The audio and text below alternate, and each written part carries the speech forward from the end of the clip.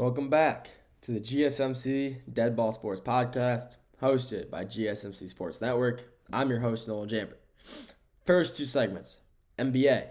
Talk about power rankings, NBA playoffs coming up, and then we talked about all NBA first, second, third team, who should go where, who I think will go where. This segment, we're bouncing, like I did there, bouncing with basketball, bouncing from basketball, we're throwing it over to football. But I'm trying to have some play on words, change it up a little bit, have them, have some energy while I'm doing this. You know what I'm saying? Keep all the fans attacked. I like to try to change it up a little bit. But we're going to one of the most, interesting franchises right now. The situation in Cleveland. The Cleveland Browns, unfortunately, because as you know, I'm from Detroit, I'm from Michigan, I'm a diehard Lions fan. However, when Baker Mayfield got drafted to the Browns, I became a Browns fan. They're still, nowhere near how much I like the Lions. It's like a 95-5, maybe like an 80-20 split. I love, when the Browns are on, I'm watching them. But the Lions are on, I'm watching them instead. But I love the Browns. I like following the Browns. It's a team I enjoy watching for some reason. So, the Cleveland Browns have a very interesting situation they got going on. First off, Deshaun Watson. Deshaun Watson, they signed him 2 seasons ago. 5 years, $250 million. 5 years, $250 million guaranteed. Not just in the contract, it's guaranteed $250 million. And from the way he's playing, you would think he was a free agent after the draft out of, Kennesaw State. Just throwing a school out there. No disrespect to Kennesaw State. But just throwing a name out there. I mean, he just hasn't played nearly as good as the Browns organization wished he was playing. And everybody knows it. Everybody in the NFL knows that, he's not playing the football that he should be playing. But you know what's bad? When your owner says something about it. In the coaches meeting a few weeks ago, the Cleveland Browns owner, he said the words, when Jim Haslam, the owner of the Browns, said, and I quote, "We took a big swing and we missed," end quote. When your owner is saying that, you messed up bad. You know that you messed up when even the owner, the GM said, you took a big swing and you missed. That's a horrible thing to say, especially while he still has 2 years under contract. They're not going to trade him. They don't want to trade him or cut him. That's too much dead money. They want to at least, utilize him, have him there while he's there. You cannot just cut him. It's just, as of right now, he still has $173 million in his contract guaranteed and $46 million to pay him. They have $46 million to pay him and $173 million in cap space remains in his contract. So they still have to pay him a lot of money. And there's no point of just cutting him loose and giving him $200 million for free. And, it's just not smart. So what they should do, before I get into that, what they did, which they could, helped a lot, they re-signed Joe Flacco to a 1-year, $4 million deal, which is an absolutely huge move for them. Joe Flacco was a great quarterback for them in that 2022 season when Deshaun was out, when they signed him and he couldn't play because of injury, and he was on suspension still from the NFL. But they signed him, and he did really good. He did great for the situation that he was put into, and they re-signed him today, actually, pretty early in the morning. It was a pretty early announcement, I believe, 8 a.m., 7 a.m. announcement, and that's a huge pickup for the Cleveland Browns. He is getting pretty old. He's still got it in him, though, so, can't hate that. But he's still got it in him, and what he's doing with this team could be good. Last time he came in, he really helped the organization. People were enjoying watching them play because he was putting up good numbers on a team that was trying to make a playoff push because, they made it in 2020. And when they made it, they had a great run. They manhandled the Steelers first round, lost to the Chiefs second round at a bad no targeting call. It really did stink to watch them lose. But the Joe Flacco pickup was an absolutely massive pickup for them.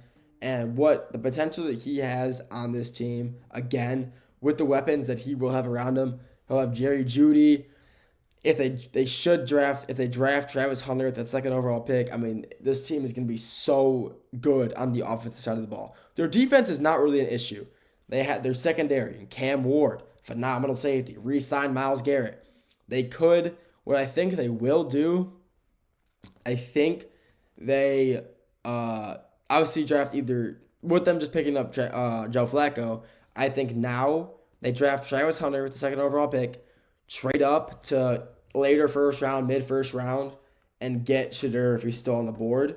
Because Abdul Carter, that'd be a great pickup for them as well, but he's gone. He will not be there by the time they get a pick again. There's just no way.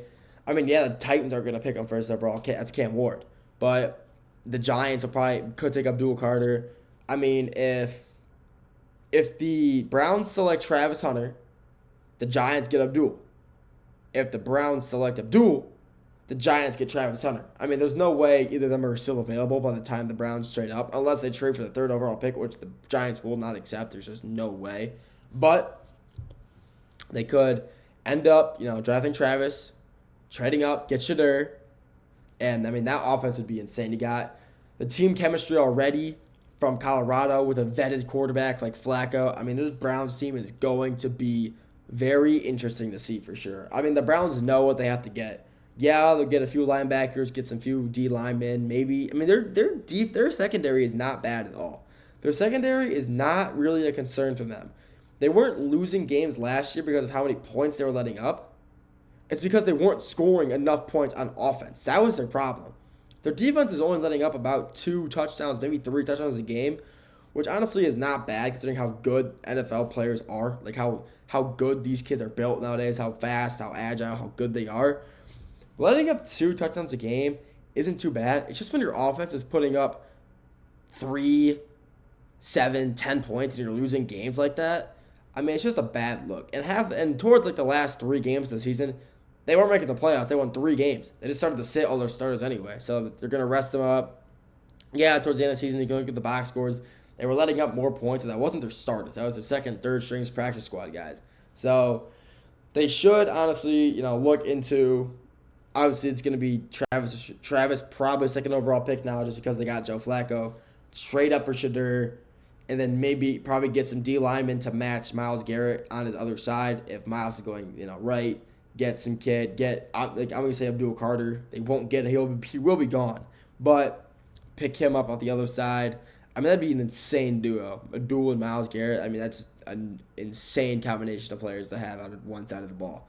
And plus, like I said, their defense is already good enough, so they don't really need, like secondary-wise, they don't really need any more secondary, but there's always plenty more to get. It never hurts to have more cornerback safeties, strong safeties. Never hurts to get guys of that, guys of that nature. Linebackers, their linebackers aren't, the best in the NFL. They're not the worst. They're very middle of the pack, so they could address some linebacker situation later in the rounds because linebackers, they do go kind of early, so you would have to, second, third round guys. If you're that good, a first round linebacker. But they should address the linebacker situation probably in the third or fourth round. There can be some guys, who are sitting around waiting to get picked. So at the end of the day, we just have to wait and see how that turns out. They should, obviously go Travis Hunter first, possibly Shadur if possible, and then they'll go from there. Go defense after that. The running back room is fine.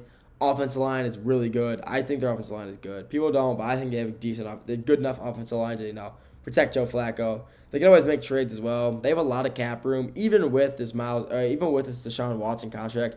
They still have a lot of cap room, so they could make some quick 1-2 year signing deals for a few $1 million and call it quits after that. Make some moves and bang.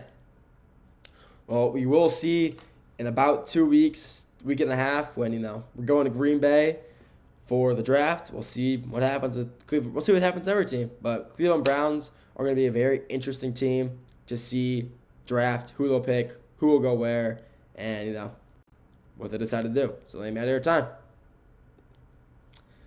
That's all we got for this third segment. The next 2 segments, like I said, we're going to the MLB. We're talking MLB Power Rankings, Week 2, and then a possibility of a MLB lockout in 2026.